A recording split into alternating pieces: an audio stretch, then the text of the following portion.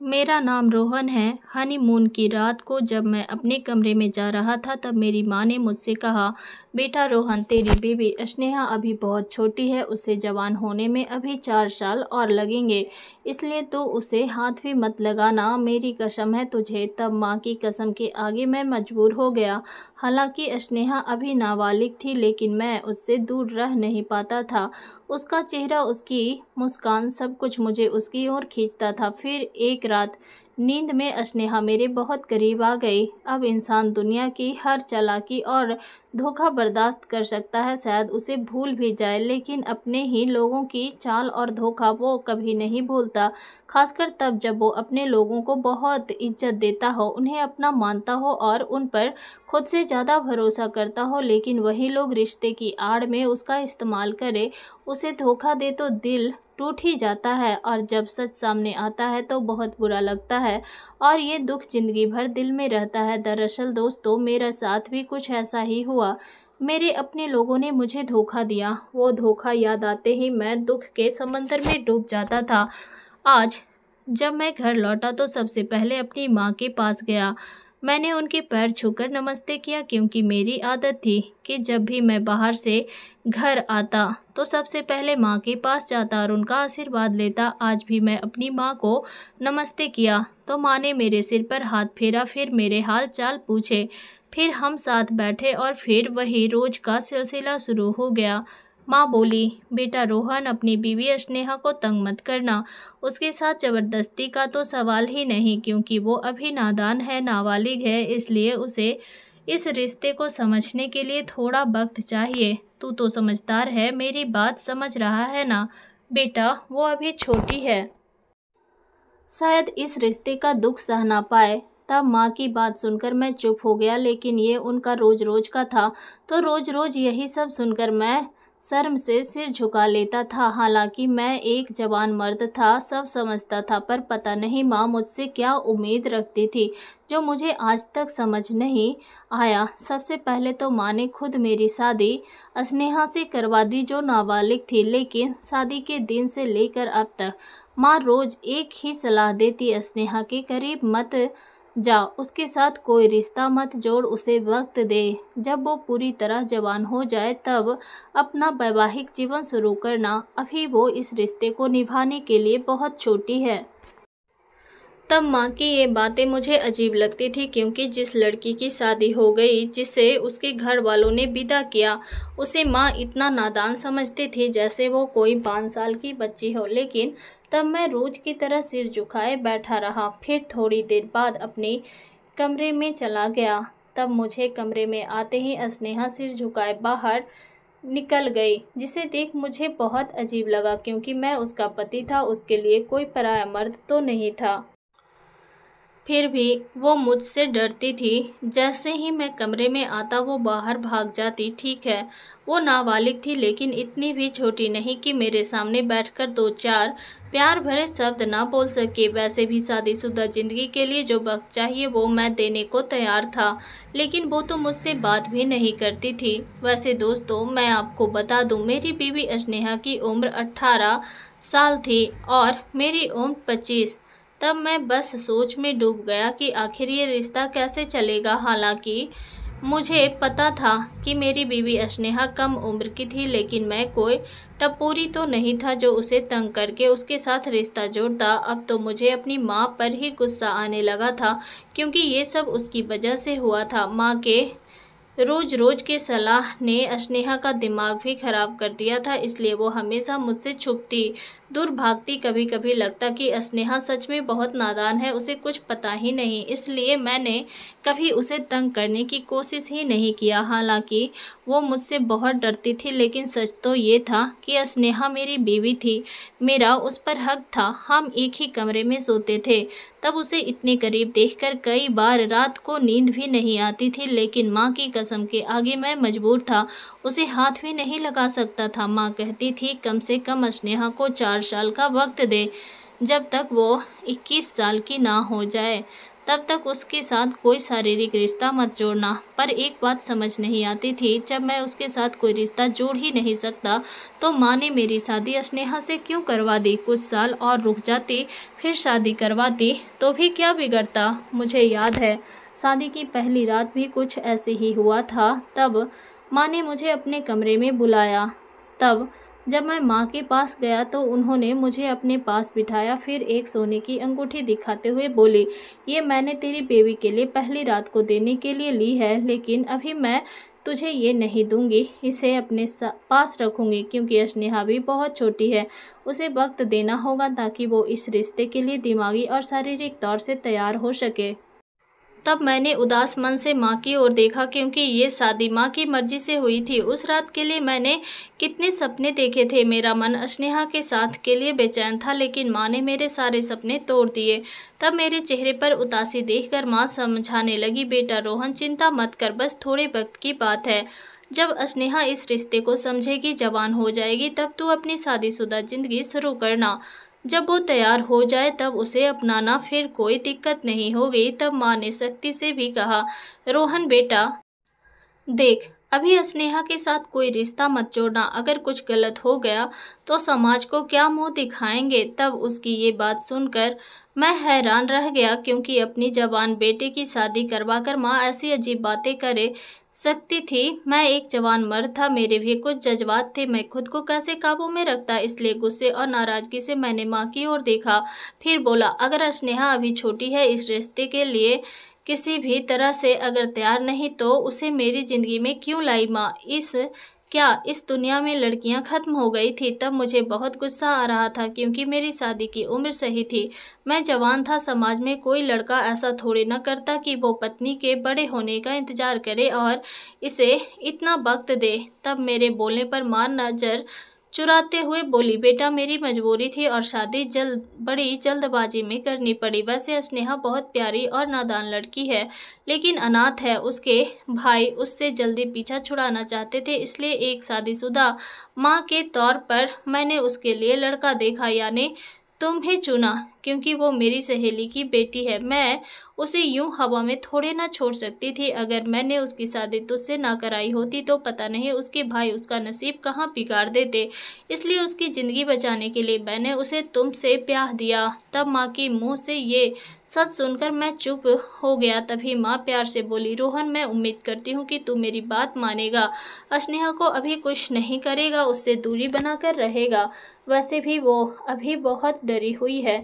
तब माँ की बात से मुझे गुस्सा तो बहुत आया, लेकिन मैंने सब बर्दाश्त किया। लेकिन मुझे लगने लगा था जैसे मैं किसी छोटी सी बच्ची को शादी करके घर ले आया हूँ। फिर जब मैं कमरे में गया और स्नेहा को देखा तो वो नाबालिग जरूर थी, लेकिन जवान दिखती थी, और कोई भी उसका शरीर देखकर ये नहीं कह सकता था कि वो अभी उस लायक नहीं है। वो सुंदर थी, बहुत थी, और उसकी खूबसूरती मुझे उसकी ओर खींच रही थी, क्योंकि वो हद से ज़्यादा सुंदर थी। उसे देखकर मेरा मन बेईमान हो जाता, क्योंकि नाबालिग होते हुए भी उसकी कदकाठी कमाल की थी। वो मुझे बिल्कुल शोभती थी, लेकिन माँ की बात की वजह से मैंने बड़ी मुश्किल से खुद को काबू में किया, वरना स्नेहा की खूबसूरती मुझे दीवाना कर रही थी। अभी मैं उसके पास बैठा ही था कि सच में वो बहुत डरी हुई लग रही थी। तो मैंने उससे कहा, स्नेहा तू टेंशन मत ले, मैं तुझे कोई तंग नहीं करूँगा, इसलिए मुझसे डरने की कोई ज़रूरत नहीं। फिर मैंने उसका हाथ पकड़ा, तब उसका हाथ एकदम ठंडा था, तब वो काँप रही थी, तब उसकी आंखें डबडबा गई थी, आंसू भर आए थे, तब उसका गुलाबी चेहरा डर से सफ़ेद पड़ गया था। यह सब देखकर मैंने उससे हिम्मत दिया और कहा, स्नेहा डरने की कोई बात नहीं, मैं तुझ पर कोई जोर जबरदस्ती नहीं करूँगा। लेकिन तब मैं थोड़ा परेशान था, क्योंकि समझ नहीं आ रहा था कि वो मुझसे इतना डर क्यों रही थी। तब उसकी आंखों में गजब की डर दिख रही थी। सच में कोई जंगली या गंवार मर्द तो नहीं था। अगर वो सुंदर थी तो मैं भी कम सुंदर नहीं था, मेरी उम्र भी तो ज़्यादा नहीं थी, फिर उसे मुझसे डरने की क्या ज़रूरत थी। अभी जनवरी में मुझे नौकरी मिली थी और माँ ने अचानक मेरी शादी करवा दी। इस जल्दबाजी की शादी से मैं पूरी तरह हड़बड़ा गया था। एक मेरा छोटा भाई भी था, अजय, जो पढ़ाई के लिए पुणे में रहता था। तब मैं हैरान था कि माँ ने उसका भी इंतजार नहीं किया। हालांकि उन दिनों उसके एग्जाम करीब थे और इधर मेरी शादी की तैयारियां चल रही थी। लेकिन अब मैंने अजय को फ़ोन करके माफ़ी मांगा तो वो बड़े आराम से बोला, कोई बात नहीं भाई, मुझे सब पता है, मेरी भी मजबूरी है, इसलिए मैं नहीं आ सका। तू अपनी शादी को मज़े से एंजॉय कर। पूरा महीना मेरा बिजी है, तू शादी करके अपनी ज़िंदगी मज़े से जी। मेरे लिए रुकने की कोई ज़रूरत नहीं। अजय का ऐसा बेफिक्र अंदाज सुनकर मेरा मन थोड़ा खटक गया। हम दोनों भाई वैसे भी एक दूसरे के इतने करीब नहीं थे। हम दोनों भाई, यानी मैं और मेरा भाई अजय, एक दूसरे के इतने करीब तो नहीं थे, लेकिन मुझे अपने भाई से बहुत प्यार था। शादी के दिनों में अजय की गैरहाजिरी मुझे खल खल रही थी, पर उसे तो कोई फर्क ही नहीं पड़ता था। शादी बड़े आराम से ठीक ठाक हो गई। मुझे भी कोई दिक्कत नहीं हुई, लेकिन माँ का प्यार और स्नेहा का मुझसे छुपना, साथ में माँ का बार बार सलाह देना कि अपनी बीवी को हाथ मत लगाना, ये सब मुझे समझ नहीं आता था। माँ कहती, स्नेहा की सारी जिम्मेदारियां निभा, लेकिन उसके करीब मत जा, क्योंकि वो अभी छोटी लड़की है, नादान है, समझ नहीं है। पर सच तो ये था कि स्नेहा इतनी भी छोटी नहीं थी। वो पूरी जवान लड़की थी। बड़े अच्छे से मेकअप करके तैयार होती, मेरे साथ कमरे में रहती, अपने मायके जाती, सहेलियों के घर जाती, बस मुझे मेरा हक नहीं देती थी। मैं बस स्नेहा को नज़र भर कर देखता, तभी दिमाग में माँ के सलाह घूमते, इसलिए मैं चिड़चिड़ा हो गया था। ये साफ था कि मैं भी जवान था, मेरे जज्बात मुझे चैन नहीं लेने देते थे। हालांकि तब भी स्नेहा मेरे ही बिस्तर पर एक साइड में सोती। तब उसे देखकर रात भर मुझे नींद नहीं आती। मन करता कि सब भूलकर उसे गले लगा लूं, लेकिन माँ की बात को नज़रअंदाज भी नहीं कर सकता था। अगर माँ को पता चलता तो उसकी नज़र में मेरी इज्जत क्या रहती, यही सोचकर खुद को रोक लेता। ये कैसी शादी थी जहाँ मुझे अपनी ही बीवी से दूर रखनी पड़ रही थी। इसके चलते ऑफिस में भी मेरा मन नहीं लगता था। बस जिंदगी में सुकून चाहिए था। मन करता कि थक कर घर लौटूं तो स्नेहा हंसते हुए मेरे सामने आए। रात को थक कर बिस्तर पर पड़ूं तो उसकी बाहों में सारा थकान भूल जाऊं। मन करता कि जब वो तैयार हो तो मैं उसकी तारीफ करूं, उसके लिए गजरे लाऊं, चूड़ियां लाऊं, लेकिन हमारे बीच ऐसा कोई रिश्ता ही नहीं था। अगर गलती से मैं स्नेहा के लिए कोई गिफ्ट लाता या उसकी तारीफ करता तो वो ऐसे डर जाती जैसे मैंने कोई बड़ा गुनाह कर दिया हो। फिर उसकी खूबसूरत चेहरे पर डर छा जाता और वो मुझसे भागकर दूर चली जाती। तब ये सब मुझे बहुत बुरा लगता। आखिरकार थक हार कर मैंने उसे उसकी हालत पर छोड़ दिया, लेकिन अपनी चाहत को नज़रअंदाज नहीं कर पाता था। हम एक ही कमरे में रहते थे, एक ही बिस्तर पर सोते थे, इसलिए मेरे लिए ये सब बहुत मुश्किल था। स्नेहा ऐसी खूबसूरत नाजुक लड़की थी कि उसे देखकर बड़ों का मन डोल जाए, और मैं तो उसका पति था। वो तैयार होकर खड़ी होती तो मेरी नज़र उससे हटती ही नहीं। हालांकि माँ ने मेरी नज़र को भांप लिया था। फिर एक दिन एकांत में मुझसे बोली, रोहन, ये क्या तेरे देखने का तरीका है? मैं देख रही हूँ तू स्नेहा को बड़े प्यार से देखता है, मेरी सलाह भूल गया क्या? तब माँ की बात सुनकर मुझे अपने आप पर ही शर्मिंदगी महसूस हुई।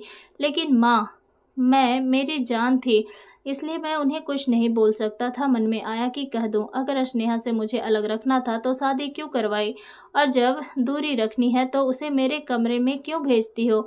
खुद को काबू करना मेरे लिए बहुत मुश्किल है। माँ फिर ही बार बार सलाह देती। मैं स्नेहा को देख सकता था पर छू नहीं सकता था। ऑफिस से थक कर घर आता तो वो किचन में काम में लगी होती। फिर खाना खाकर कमरे में जाता तो उसकी एक झलक के लिए घंटों इंतजार करता, पर स्नेहा कमरे में नहीं आती थी। आखिरकार मैं उसका इंतजार करते करते सो जाता। जब मैं सो जाता तब वो चुपके से आकर बिस्तर के एक कोने में सो जाती। जिंदगी बड़ी बोरिंग हो गई थी, लेकिन एक दिन मुझे खुद पर काबू नहीं रहा और नींद में मेरा हाथ स्नेहा की छाती को छू गया। फिर क्या था, मेरे जज्बात उफान पर आ गए। दिल की धड़कन तेज हो गई। खुद को रोकना बहुत मुश्किल हो रहा था तो अचानक मैंने उसे खींचकर अपनी बाहों में ले लिया और उसे छुआ। मेरे इस छूने से स्नेहा चौंक कर जाग गई। तब जो कुछ हुआ वो अचानक हो गया था। मेरे इस छोटे से हरकत पर वो चीखने चिल्लाने लगी। उसकी आवाज़ सुनकर माँ कमरे में आ गई और मेरे इस बर्ताव पर उन्होंने मुझे खूब डांटा। तुझे शर्म नहीं आती रोहन? मैंने तुझसे कितनी बार समझाया कि स्नेहा भी छोटी लड़की है, उसे वक्त दे, लेकिन तू अपना जवानी संभाल नहीं पाता। इस बार मुझे भी गुस्सा आ गया और रोक नहीं पाया और मैंने कहा, माँ, अगर तू मुझे और स्नेहा को एक ना करना चाहती थी तो शादी क्यों करवाई? अपनी बीवी के करीब जाना तो कुदरती देन है, ये जज्बात अपने आप आते हैं। मैंने कोई गलत काम नहीं किया। क्या तुझे ये नहीं पता कि पति पत्नी के बीच ऐसी हरकत को गलत कहना बेकार है? तब मुझे बहुत गुस्सा आता था, लेकिन माँ को जवाब नहीं दे पाता था। पर आज मेरा सब टूट गया। फिर गुस्से से मैं टेरेस पर चला गया। उस रात माँ स्नेहा के पास मेरे कमरे में सोई। तब स्नेहा हल्के से रो रही थी और माँ उसे चुप करा रही थी। अब मैं टेरेस पर गया। माँ की वजह से मैं स्नेहा से अपना हक नहीं ले पा रहा था, ना ही मैं उसे प्यार और हंसी दे पा रहा था, और जब कोशिश करता तो वो चीख चिल्लाहट शुरू कर देती। पता नहीं स्नेहा का क्या दिक्कत थी, आज तक उसने मुझसे कुछ बोला भी नहीं जिससे मैं उसके मन की बात समझ सकूं। दिन ऐसे ही गुजरते गए। स्नेहा दिन पर दिन और खूबसूरत लगने लगी। दोस्तों, मैं आपको बताना भूल गया था, मेरी एक बहन भी है, उसका नाम राधा है। राधा से स्नेहा की अच्छी दोस्ती हो गई थी। राधा के साथ वो हंसती खेलती, अच्छे अच्छे कपड़े पहनकर शॉपिंग करने जाती, इधर उधर घूमने जाती। तब उसे देखकर मेरा मन पागल हो जाता, पर उसे उसकी कोई खबर नहीं थी। हालांकि वक्त के साथ उसके मन से मेरा डर कम हो गया था, लेकिन वो मुझसे दूरी बनाकर अब भी रखती थी।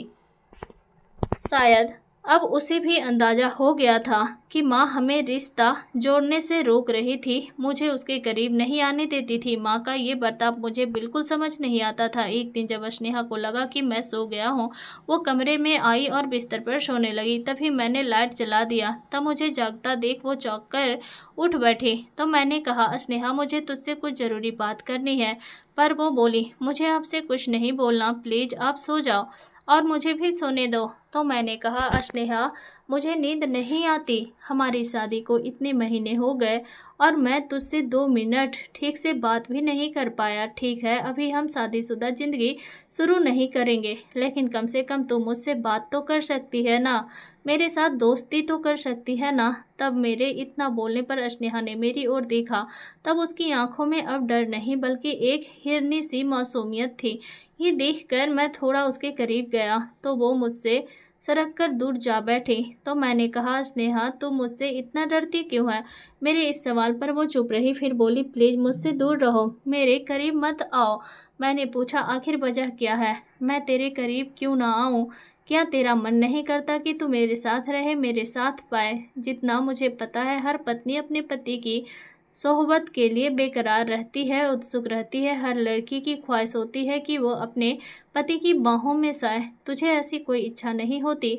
तब मेरी बात सुनकर स्नेहा शर्म से पानी पानी हो गई, उसके गाल लाल हो गए और उसने फट से नजरें नीचे कर ली। तब मौका देखकर मैंने उसका हाथ पकड़ लिया और मैंने कहा, स्नेहा, मुझ पर भरोसा करो, मैं बिल्कुल गंवार या मवाली लड़का नहीं हूँ। मैं तुझे ना तंग करूँगा ना चोट पहुँचाऊँगा। ऐसा बोलते हुए मैं धीरे धीरे उसके करीब गया। वो भी मेरे इस नज़दीकी से पिघलने लगी। पर इससे पहले कि हमारा प्यार कहीं आगे बढ़ता, दरवाजे पर किसी ने दस्तक दी। तब मुझे पता था कि मेरे इन खूबसूरत पलों में खलल डालने वाला कोई और नहीं बल्कि मेरी माँ ही होगी। तब जैसे ही मैंने दरवाज़ा खोला, सामने माँ खड़ी थी। वो गुस्से से मुझे देखते हुए बोली, रोहन, तेरे कमरे की लाइट अब तक क्यों जल रही है? तू अभी तक सोया क्यों नहीं? और कमरे से बात करने की आवाज़ भी आ रही थी, इसलिए मैंने दरवाज़ा खटखटाया। फिर स्नेहा की ओर मुड़कर बोली, स्नेहा, तू भी अभी जाग रही है? तुम दोनों आपस में क्या बात कर रहे हो? तो मैंने कहा, माँ, मैं तुम्हारी सलाह नहीं भूला, पर तुम्हें इस तरह रात के वक्त मेरे कमरे में नहीं आना चाहिए। माँ ने गुस्से से जवाब दिया, तू चुप रह। फिर स्नेहा के पास गई और बोली, स्नेहा, अपना तकिया ले और सोफे पर जाकर सो जा, और मेरी सलाह को तुम दोनों याद रखो, एक दूसरे के करीब बिल्कुल मत आना। अगर मैंने कुछ ऐसा वैसा सुना तो मुझसे बुरा कोई नहीं होगा। ये बोलकर माँ कमरे से चली गई। फिर स्नेहा अपना तकिया लेकर सोफे पर सोने चली गई। तब मैं चुपचाप वहीं बैठ गया। आखिर माँ को क्या दिक्कत थी, मुझे कुछ समझ नहीं आता था। अब तो माँ ने स्नेहा को मेरे साथ बाहर जाने की भी मना कर दी। वो बोली, स्नेहा अभी छोटी है और तू, रोहन, एक जवान मर्द है, ये उसके साथ ठीक नहीं लगता। लोग क्या कहेंगे कि इतनी छोटी लड़की से एक हट्टे-कट्टे जवान लड़के की शादी करवा दी, इसलिए मेरी बिल्कुल इच्छा नहीं कि लोग मुझे दो बात सुनाएं। इसलिए तू स्नेहा को लेकर कहीं बाहर मत जाना। तब माँ की बात सुनकर स्नेहा भी उसकी बात में हाँ मिलाती और वो मेरे साथ कहीं नहीं जाती। इन सब के चलते अब तो मेरे दोस्त भी मेरी हंसी उड़ाने लगे थे। कहते, रोहन तू अपनी बीवी के इशारों पर नाचता है, तुझ में इतनी हिम्मत भी नहीं कि उसे कहीं बाहर घुमाने ले जाए। इन सब से परेशान आकर एक दिन गुस्से में मैंने स्नेहा से कहा, आज कुछ भी हो जाए मैं तुझे अपने दोस्त के घर लेकर ही जाऊंगा, क्योंकि मेरा दोस्त कब से हमें साथ में बुला रहा है, आज कोई बहाना नहीं सुनूंगा। ये बोलकर मैं नहाने चला गया, पर जब लौटा तो स्नेहा कमरे से गायब थी। गुस्से में बाहर आया तो वो दूसरे कमरे में माँ के पास टेंशन में बैठी थी। तब माँ भी गुस्से में कुछ कुछ बड़बड़ा रही थी, तो मैं सामने गया तो माँ ने मुझे बुलाया और गुस्से से बोली, रोहन मैंने तुझे कितनी बार कहा कि स्नेहा पर इस तरह जोर जबरदस्ती मत कर, वो अभी छोटी है, नादान है, अनजान लोगों के घर जाकर डर जाएगी। इसके बाद तो अब मुझे स्नेहा पर भी गुस्सा आने लगा, तो मैंने कहा, स्नेहा तुझे क्या ज़रूरत थी माँ को ये सब बताने की, चुपचाप मेरे साथ चली आती तो माँ को कुछ पता न चलता। तब मेरी बात सुनकर माँ ने गुस्से में मुझे देखा और तब स्नेहा तो बहुत ही डर गई। पर इस बार मैंने माँ के गुस्से की परवाह ना करते हुए कहा, माँ ये मेरी पत्नी है, मैं इसे अकेला नहीं छोड़ूंगा, वैसे भी इसे कोई नुकसान नहीं होगा, ना मेरे साथ जाने से कोई तकलीफ, क्योंकि मेरा दोस्त बहुत अच्छा है, मैं उसे मना नहीं कर सकता। तब माँ को मेरा गुस्सा समझ आया तो वो थोड़ी नरम पड़ी और प्यार से बोली, बेटा रोहन तू समझदार है, मेरी मजबूरी समझ। मजबूरी में मैंने स्नेहा की शादी तुझसे करवाई, पर मेरी ख्वाहिश है कि तू कुछ वक्त के लिए भूल जा कि तेरी कोई बीवी है। क्या तू थोड़ा इंतजार नहीं कर सकता? ये कोई बड़ी बात भी नहीं है। तब माँ की ये बात सुनकर मैं हक्का बक्का उनकी ओर देखने लगा, क्योंकि माँ ने खुद अपने बेटे की शादी करवाई और अब वही कह रही थी कि खुद को कुंवारा समझो। अब मैं बहुत उदास हो गया था, क्योंकि मैं घर का बड़ा बेटा था।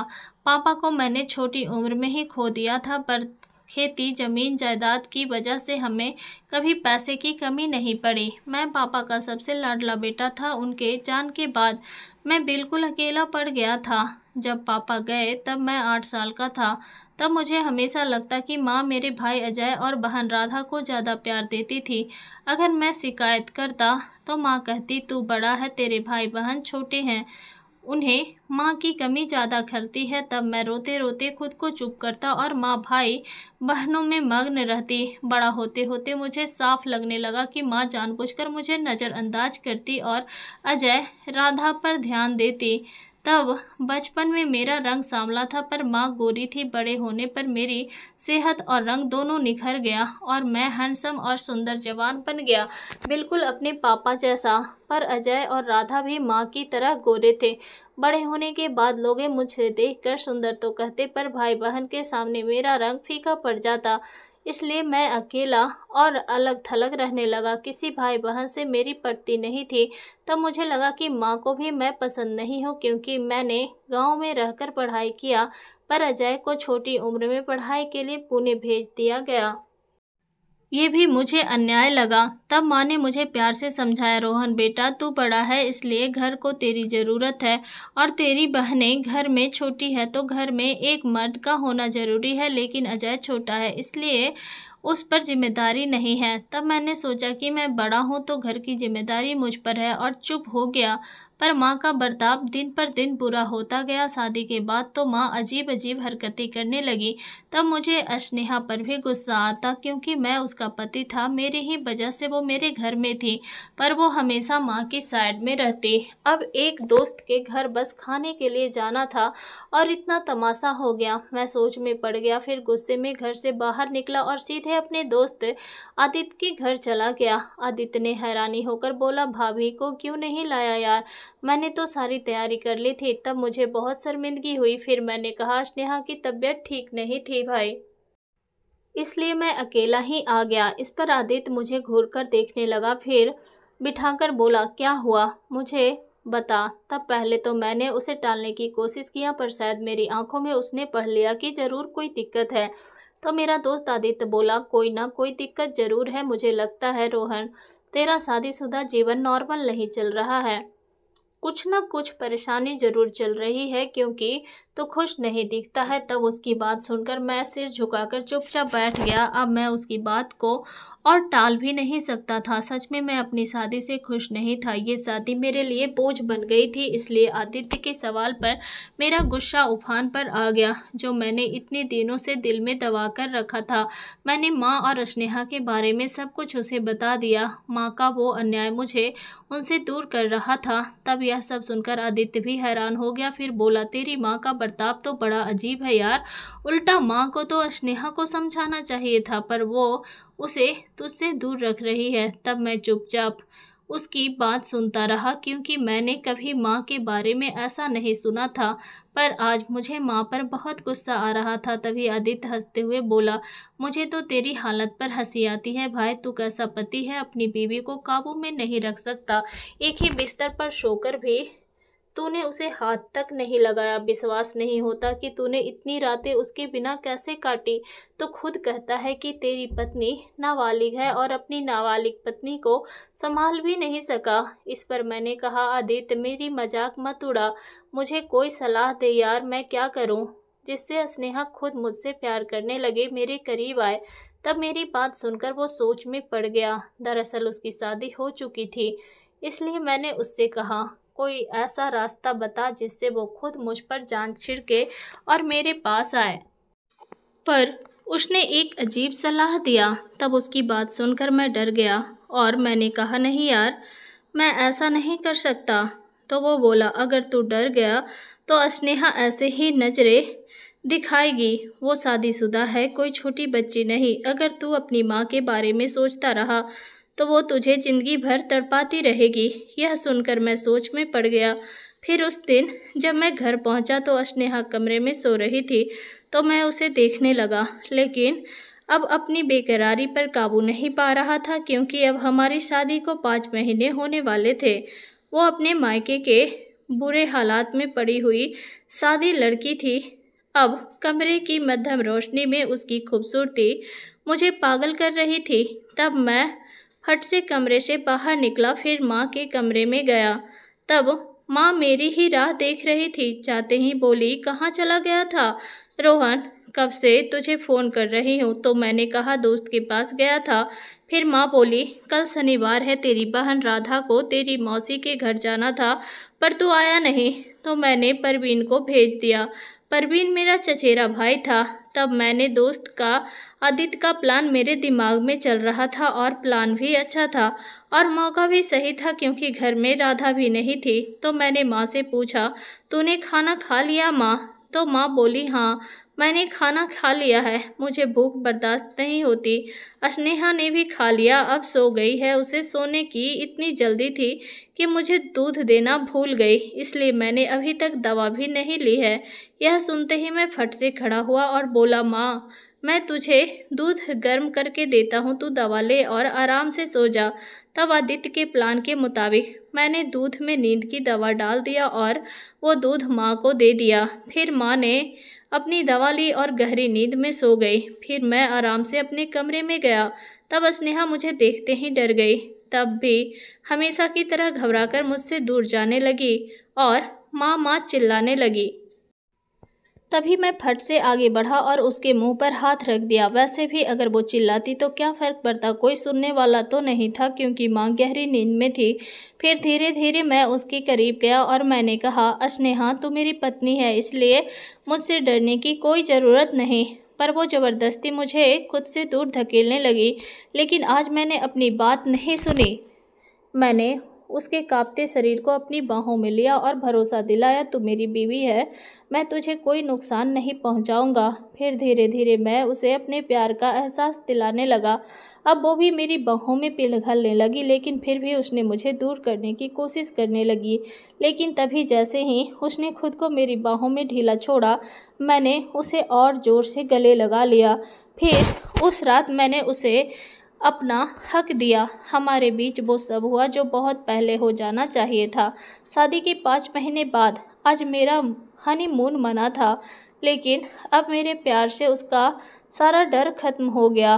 पर तभी उसने जो बात मुझे बताई उससे मेरे सिर पर आसमान टूट पड़ा। तब मुझे समझ आया कि वो मुझसे इतना डरती क्यों थी, मुझसे दूर क्यों भागती थी। तब सुबह मैं उठा तो स्नेहा चुपचाप बैठी थी। माँ गुस्से से मुझे घूर रही थी। हालांकि मैंने कोई गुनाह नहीं किया था, फिर भी टेंशन में था। माँ गुस्से से बोली, रोहन मैंने तुझे मना किया था ना, फिर भी तूने स्नेहा के साथ जोर जबरदस्ती क्यों की।